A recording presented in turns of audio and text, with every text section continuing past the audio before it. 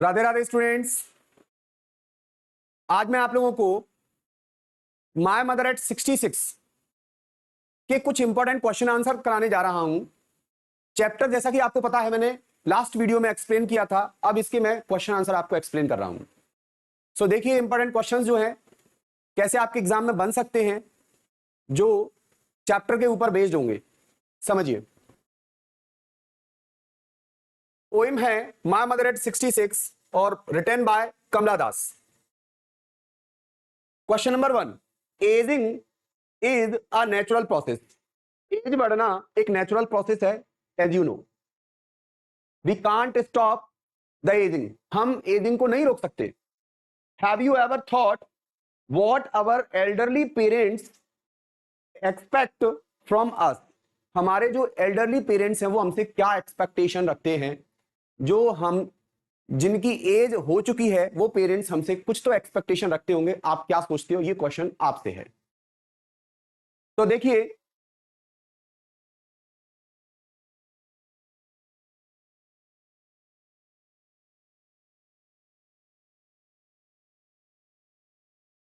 In old age people become weak. Old age में people become weak, लोग week हो जाते हैं।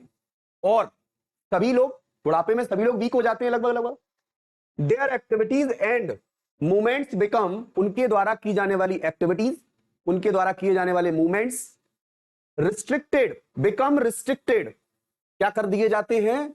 ये रिस्ट्रिक्टेड हो जाते हैं। And they feel lonely. अब देखो, उनकी जो एक्टिविटी है वो रिस्ट्रिक्ट हो जाती हैं। क्या हो गई? रिस्ट्रिक्ट हो गई। अब वो एक्टिविटी नहीं कर पा रहे तो वो बाहर घूमने भी नहीं जा पा रहे। अब बेचारे अकेले घर में ही पड़े रहते हैं, उसकी वजह से दे फील लोनली, अकेले अकेला महसूस करते रहते हैं, अकेलापन महसूस होता रहता है उन्हें। और in that situation they expect, वो हमसे एक्सपेक्टेशन रखते हैं क्या? That we give them company, कि हमें उनका साथ देना चाहिए, हमें उनके साथ कुछ टाइम स्पेंड करना चाहिए। फाइंड टाइम, और हमें समय निकालना चाहिए। टू सिट विद देम, उनके साथ बैठने के लिए। टॉक टू देम, और उनसे बात करने के लिए। And look after their needs, और हमें इन बूढ़े बुजुर्गों की क्या करनी चाहिए? जरूरतों का ख्याल रखना चाहिए। हमें इन बूढ़े जो बुजुर्ग लोग हैं, जो हमारे एल्डरली पेरेंट्स हैं, उनकी जरूरतों का हमें क्या करना चाहिए? ख्याल रखना चाहिए। इस क्वेश्चन में जो भी डिफिकल्ट वर्ड्स हैं आप उनको देखिए। जैसे रिस्ट्रिक्टेड, रिस्ट्रिक्टेड का मतलब होता है, रिस्ट्रिक्ट मतलब लिमिटेड हो जाना, किसी चीज से प्रोहिबिटेड हो जाना। तो यहां पर वंचित हो गए हैं वो, लिमिटेड इन मूवमेंट। अब वो मूवमेंट नहीं कर पा रहे हैं, नहीं कर पा रहे हैं, तो बेचारे सीमित से हो गए हैं। Company, the state of being with someone, किसी का साथ देना या साथ रहना। Lonely, sad because of being alone, अकेला। लोनली लोग कैसे होते हैं? सैड होते हैं, रीजन अकेलेपन की वजह से। ऐसा ही हमारे एल्डरली पेरेंट्स के साथ होता है। तो प्लीज उनको कंपनी दे, उनके साथ समय बिताएं। Next, what is the kind of pain and ache that the poet feels? कवियत्री को कैसा दुख फील हो रहा है अपनी मां के प्रति? कमला दास को अपनी मां के प्रति कैसा दुख फील कर रही है? कैसा दुख, कैसा दर्द, कैसा एक वो महसूस कर रही है? तो देखिए, द इमोशनल पेन, उसके अंदर जो दर्द हो रहा है ना, वो इमोशनल, भावनात्मक दुख या दर्द हो रहा है उससे। क्यों? क्योंकि वो अटैच्ड है अपनी मां से। हर कोई होता है अपनी मां से अटैच्ड, कवियत्री भी अपनी मां से अटैच्ड है, और अपने मां के बुढ़ापे की वजह से वो क्या हो रही है? दुखी हो रही है। And so the emotional pain and act that the poet feels, कवियत्री महसूस करती है, is due to the realisation, जब उसे इस बात का एहसास होता है, that her mother has grown old, कि उसकी मां बूढ़ी हो गई। एंड हैज बिकम फ्रेल, कमजोर हो गई। फ्रेल मतलब होता है कमजोर। एंड पेल, और वीक हो गई है और ज्यादा। लाइक अ कॉर्प्स, और किसके जैसी हो गई है? वो डेड बॉडी जैसी दिखने लगी है। She is now dependent on her children, अब वो अपने बच्चों के ऊपर टोटली डिपेंड हो गई है। The ache also refers to the old familiar ache, और जो दर्द है वो भी कौन सा ache है? वो ओल्ड फैमिलियर ache है।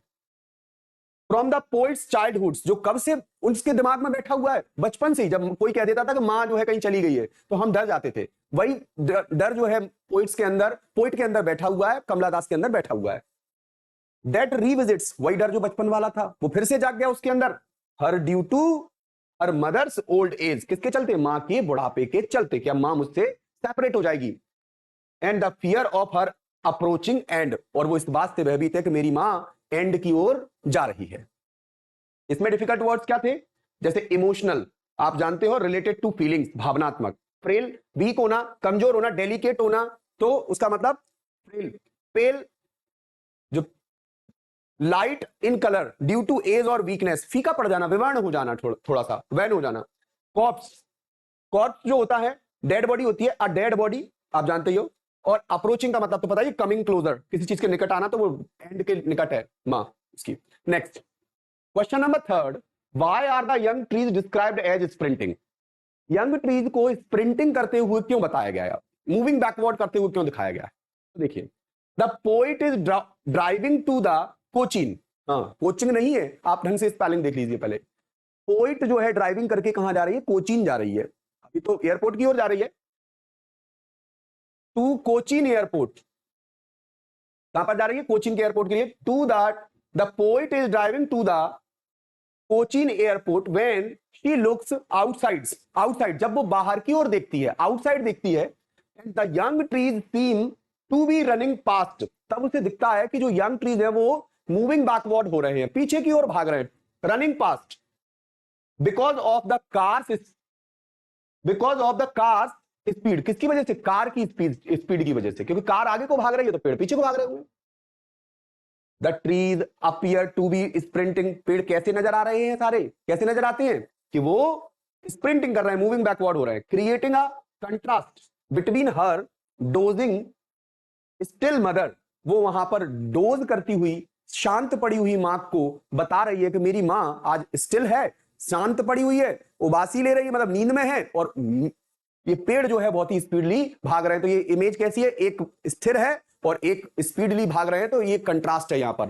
तो between her dosing mother, dosing still mother, and the energetic lively young trees, और यहां पर पेड़ों को कैसा बताया गया? एनर्जेटिक और जिंदा दिली से भाग रहे हैं वो, एक तरीके से जिंदा जो ट्री है वो पीछे को भाग रहे हैं, ऐसा लग रहा है। यहां पर ह्यूमनाइजेशन हुआ है, ये जो इसमें ह्यूमनाइजेशन हुआ है, पेड़ों को जीवित बताया गया है भागते हुए।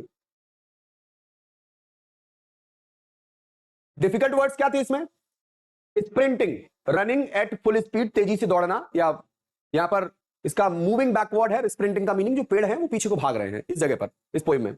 डोजिंग का मतलब फॉलिंग एज स्लीप लाइटली, झपकी लेना, आप जानते हो नैप लेते हैं हम, शॉर्ट नैप होती है, उसको डोजिंग कह सकते हैं। कंट्रास्ट का तो पता ही है, डिफरेंस बिटवीन टू थिंग्स, दो चीजों का विरोधाभास, डिफरेंट, अलग अलग होना। अगला question, why has the poet brought in the image of the merry children spilling out of their homes? Why has the poet brought in the image, कवियत्री के दिमाग में ये इमेज क्यों आई? क्या? The merry children spilling, spill सुना होगा आपने, स्पिल द बीन से, मतलब रायता फैलाना, स्पिल द बीन्स, रायता फैलाना। वैसे स्पिलिंग का मतलब होता है फैला फूट होना, स्कैटर होना। तो spilling out of their Holmes, बच्चे जो है फैला फूट हो रहे हैं, डिफरेंट डिफरेंट डायरेक्शन में भाग रहे हैं। तो क्या ये इमेज क्यों आई उसके दिमाग में, क्यों वो इस इमेज को जो है देख रही है, इस इमेज को? तो देखिए, the merry children coming out of their homes in large numbers, बहुत सारी संख्या में बच्चे इधर उधर से भाग रहे हैं, एक अपने घरों से बाहर निकल रहे हैं। प्रेजेंट एन इमेज, इससे एक इमेज प्रेजेंट होती है of happiness and the spontaneous overflow of the life, कि जीवन कैसे ओवरफ्लो हो रहा है, फल फूल रहा है, और स्वतः ही, स्पॉन्टेनियस मतलब स्वतः ही, खुद ब खुद। दिस इमेज स्टार्कली कंट्रास्ट, ये इमेज स्टार्कली कंट्रास्ट करती है क्या? With the poets dosing old mother, मां और ये बच्चे दोनों डिफरेंट हो गए, इसलिए यहां कंट्रास्ट है। हुज एशन फेस लुक्स, जैसे उसका एशन, एशन मतलब राख जैसा, दूसर, एकदम से मुरझाया हुआ सा, फेडेड। एशन, एशन फेस लुक्स लाइफलेस, उसका मां का चेहरा कैसा दिख रहा है? लाइफलेस दिख रहा है। And pale like a corps, और किसके जैसा? डेड बॉडी के जैसा दिख रहा है उसका चेहरा, इतना पीला पड़ गया है, कमजोर हो चुका है। इसमें डिफिकल्ट वर्ड्स क्या हैं? तो देखिए डिफिकल्ट वर्ड्स हैं। मैरी, यू नो मैरी का मीनिंग होता है हैप्पी, खुश, हैप्पी एंड जॉयफुल। स्पेलिंग का मतलब पता ही आपको, coming out of the large number, coming out in the large numbers, बाहर आना। बच्चे बहुत सारे बाहर आ रहे हैं यहां पर इस पोएम में। Spontaneous, happiness naturally, without planning, स्वतः स्फूर्त होना, मतलब खुद ही फलना फूलना, बट लाइफ जीवन खुद ही फल फूल रहा है। एशन, वेरी पेल, लाइक ऐश, राख जैसा, ठीक है। और लाइफलेस, विदाउट लाइफ और एनर्जी। ओके, अगला question, why has the mother been compared to the late winter's moon? मां को लेट विंटर मून जैसा क्यों बताया गया?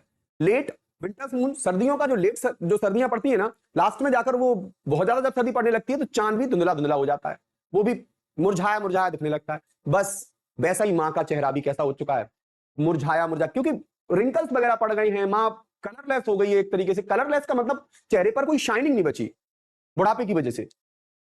The poets mother is 66 year old. कवियत्री की मां कितनी बूढ़ी हो गई है? 66 ईयर ओल्ड की हो गई है। एंड हर शंकन, शंकन मतलब सिकुड़ा हुआ, मुरझाया हुआ। एशन फेस रिजेंबल्स, रिजेंबल्स मतलब होता है किसी के जैसा दिखना, मतलब रिलेट करना, लाइक अ कॉप्स। किसके जैसा? कॉप्स के जैसा। मतलब यहां पर कॉप्स का मतलब क्या है? कॉप्स का मतलब है dead body. She has lost the shine and strength. उसने अपनी शाइन तो चेहरे की गई सो गई, ताकत भी गई उसके अंदर की। हाँ, बुढ़ापा दोनों चीजें लेके आता है। Of her youth similarly the late winter's moon look, और ऐसा ही कौन दिखता है? लेट विंटर्स मून भी दिखता है। Hazy and obscure, hazy and obscure मतलब धुंधला, और लैकिंग द ब्राइटनेस, और उसमें किसकी कमी होती है? लैक का मतलब यहां कमी होना चाहिए। Brightness and strength it once had, जो स्ट्रेंथ उसके पास पहले थी वो अब नहीं है, उसकी कमी है। Hence the mother is compared to the late winter moon. Okay, इसमें डिफिकल्ट वर्ड क्या थे?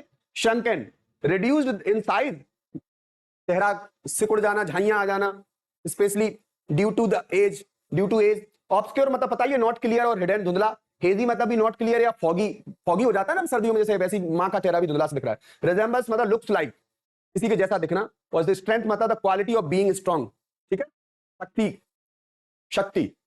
अगला, what is the theme of poem my mother at 66? क्या थीम है इसकी? कौन सी थीम पर लिखा गया है? तो समझिए इसकी theme. The poem explores the theme of ageing and the emotional distance that time creates between mother and her child. एक मां और उसके बच्चे के बीच में कितना डिफरेंस आ गया है, कितनी डिस्टेंस हो गई है, किसकी वजह से? एजिंग की वजह से। किसकी वजह से? एजिंग की वजह से। कैसे हो गई है एजिंग की वजह से? क्योंकि मां अब बूढ़ी हो गई है और बेटी जो है युवा है, वो अपने काम से जा रही है, तो ये सारी चीजें उसमें दिखाई गई। The poem explores the theme of ageing and emotional distance that time creates between a mother and her child. The poet Kamala Das is struck by the sight, उसके दिमाग में एक विचार एकदम से स्ट्रक करता है। द साइट मतलब नजर डालते ही, किस पर? ऑफ हर एजिंग मदर, अपनी मां की बढ़ती हुई उम्र को देखकर बूढ़ी मां पर नजर डालते उसके दिमाग में एक बात आती है, realising how fragile and close to death, कि मेरी मां कितनी कमजोर हो गई। फ्रेजाइल मतलब कमजोर होना, और क्लोज टू डेथ, मरने के कगार पर है। शी सीम्स, उसे ऐसा लगता है। She seems, the poet feels a deep fear of losing her mother, अब तो उसे डर बैठ गया अपनी मां को खोने का। And reflects on how life Vitality faded और फेड्स विद एज, एज के चलते उसकी लाइफ की वाइटलिटी, ताकत भी गिर गई और चेहरा तो उसका वैन हो ही गया। It also shows the pain of witnessing a loved one, उसके दिमाग में एक ऐसा दुख भी है, कैसा पेन फील कर रही है? विटनेसिंग मतलब किसी चीज को मतलब देखकर वो उसकी आंखों के सामने, एक तरीके से अ लव्ड वन, कि उसका ही कोई प्यारा ग्रो ओल्ड, जो बूढ़ा हो गया, and feeling powerless to stop it, और वो पावरलेस फील कर रहा है। कवियत्री यहां खुद ही पावरलेस फील कर रही है कि मैं अपनी मां के बुढ़ापे को नहीं रोक सकती, क्योंकि हम इन चीजों को रोक नहीं सकते। Ageing is a natural process as you know. Okay, next question क्या कह रहा है? इसके डिफिकल्ट वर्ड्स हम देखते हैं इसमें क्या क्या है। जैसे इनएविटेबल मतलब सर्टेन टू हैपन, अनअवॉइडेबल, अनिवार्य। इसमें इनएविटेबल वर्ड था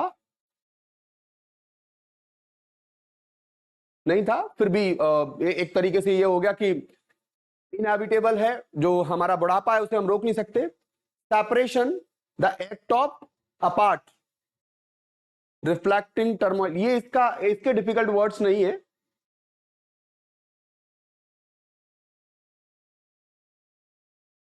ओके कोई ना, वैसे मैं मीनिंग बता देता हूं आपको, आगे आएंगे तो देख लेना। इनएविटेबल का मतलब होता है अनअवॉइडेबल, जिसे हम रोक नहीं सकते। सेपरेशन तो आप जानते ही हो, सेपरेट होना, पार्ट अपार्ट होना, the act of moving apart, अलग अलग होना। रिफ्लेक्टिंग का मीनिंग भी आपको पता है, थिंकिंग डीपली, उसके दिमाग में विचार आ रहे हैं अपनी मां को देखकर, विचार करना। यूथफुल तो पता ही है, युवा होना, युवा जैसा। टर्मोइल मतलब झगड़े, टर्मोइल मतलब झगड़े होते हैं। देखो लिखा भी हुआ इसमें, a state of great disturbance, confusion, uncertainty, उथल पुथल एक प्रकार की। टर्मोइल का मतलब उथल पुथल, झगड़े, ऐसी चीजें होती है। दिमाग में चल रहे झगड़े, दिमाग में, और लोगों से भी चल सकते हैं। टर्मोइल मतलब यहां पर क्या है, कंफ्यूजन, अनसर्टेनिटी, डिस्टर्बेंस। हेल्पलेसनेस का मीनिंग भी पता है होगा आपको, the feeling of being unable to do anything.